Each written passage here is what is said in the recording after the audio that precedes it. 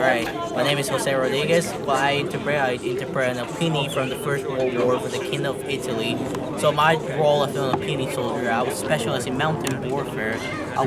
As the Italians fought on the Italian Alps during the First World War, my role as a unit was to take care of any mountain fighting done.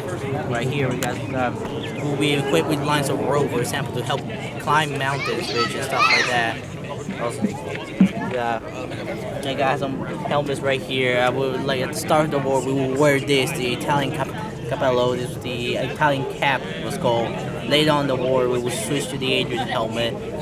At the start of 1915 we will actually still keep our fare right here and actually stand about the canopy right here.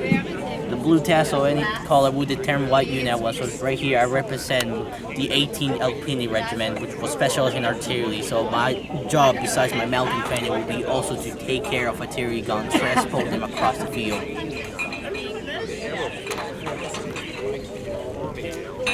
Right here, I have some examples of the war right here of Alpinis doing their tasks. For example, carrying artillery weapons up in the mountain, setting up machine guns positions as well. Also, there were also some of the Alpini were musicians for the army to boost out the morale of the troops. Thank you. Of course.